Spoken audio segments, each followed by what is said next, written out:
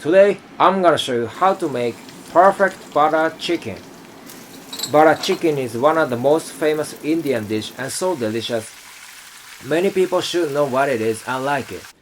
I've never seen someone who don't like this curry in my life.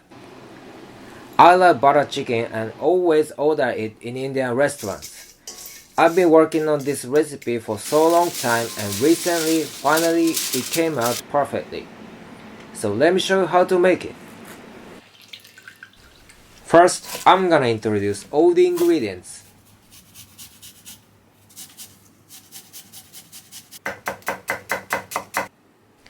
For the garam masala, coriander, cumin, clove, black pepper, green cardamom, cinnamon, fennel, mace, anise, and bay leaf. For the chicken, regular full-fat yogurt, grated garlic, grated ginger, salt, freshly squeezed lemon juice, homemade garam masala, which we're gonna make, Kasurimethi, Cayenne, skinless, boneless chicken thigh, and vegetable oil for shallow frying. For the gravy, onion sliced, garlic peeled, ginger roughly chopped, canned tomato, heavy cream, homemade garam masala, cayenne, rice vinegar, sugar, salt, unsalted butter, kasurimethi, and vegetable oil.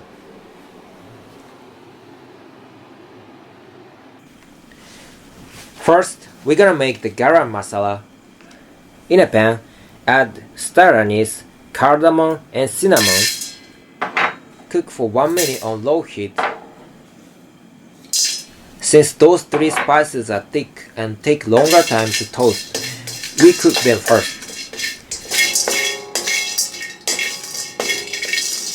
And then add all the rest. Cook for another 1 to 2 minutes.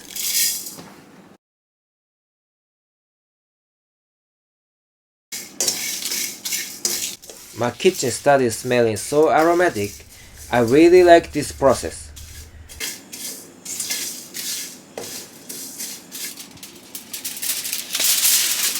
Once that's done, transfer to a foil-lined tray. Leave to cool down.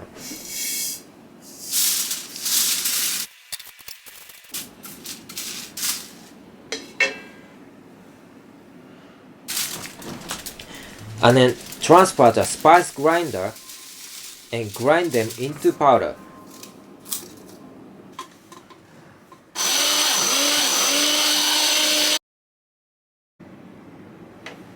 And then weigh out. We're gonna use it both for the chicken and the gravy. Next up, move on to the chicken. Make the seasoning. In a large bowl, combine all the ingredients.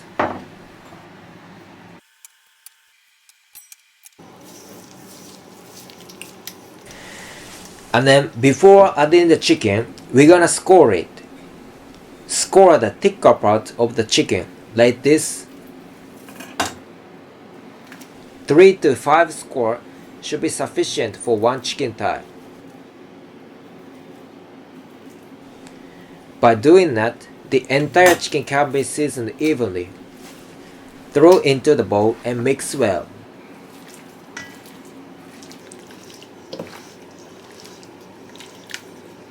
Once the chicken is fully coated with the seasoning, in a large non-stick pan and pour in vegetable oil. 1 centimeter or 0.4 inches should be sufficient. Heat it up around 140 C. Once the oil is hot, add the chicken and cook at somewhere between 120 C to 140 C or medium-high heat. Cook until browned and nicely charred, like the right one.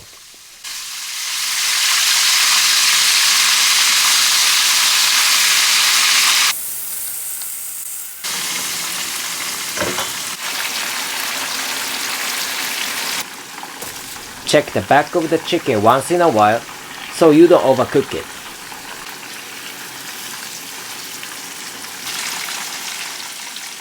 And once your chicken is nicely charred, flip and do the same to the other side.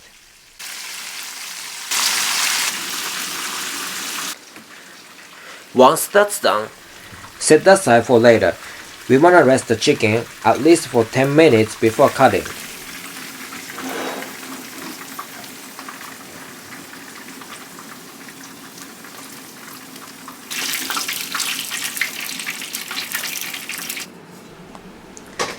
Next, make the gravy. In a large pot or pan, add 3 to 5 tablespoons of vegetable oil and heat it up. By the way, make sure to use vegetable oil, as I've seen some people use flavored oil such as olive oil for Indian dish. Once the oil is hot, add onion, garlic, ginger. Cook over medium heat until the onion starts to get brown. Around 5 to 8 minutes. After 5 minutes, mine start to get brown and slightly sweetened.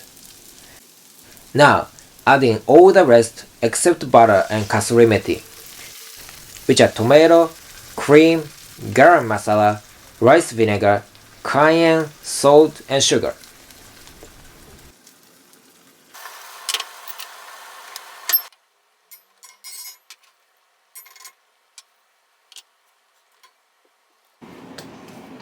Take a hand blender and puree it until completely smooth.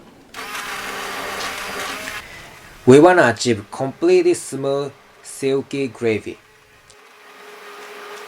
So once you think it's smooth enough, then puree it for 20 seconds more to make sure there is not one single piece of veggies. At which point, the chicken has sufficient time to rest, so chop it up into bite-sized pieces and then add it into the pot.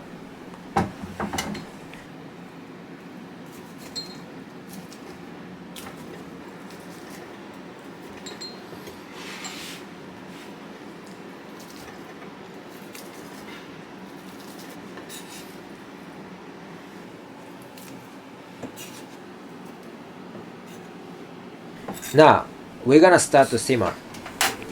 Bring it to a boil over high heat. Once it starts to bubble, turn the heat down to low. Simmer for 20 minutes, stirring occasionally. In this process, the flavors will mingle and get rounded. After 20 minutes, mine has been reduced and looks like this.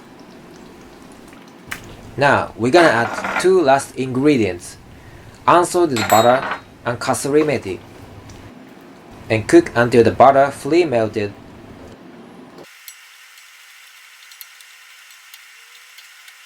And done.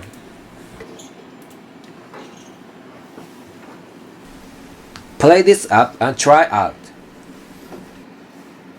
You can enjoy this curry with rice or bread. If you choose bread, naan bread is perfect for this especially. By the way, this is my souvenir of Indian trip. It makes any curry looks amazing. Plate the curry as much as you like, and then garnish with heavy cream, which I slightly reduced. By reducing that, you can draw a clear line, as well as some coriander. That looks delicious.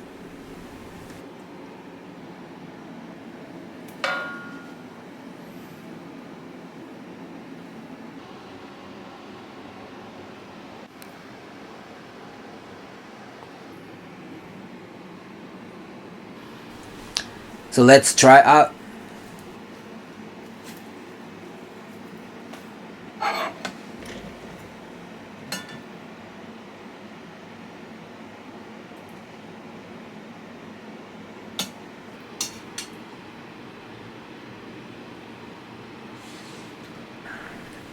That's insane!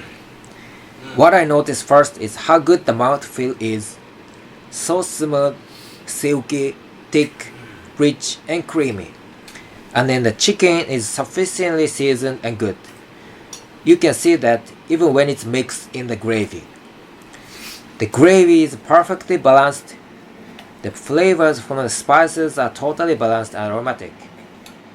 My kitchen has been filled with the same flavor as good Indian restaurants since I started cook the chicken.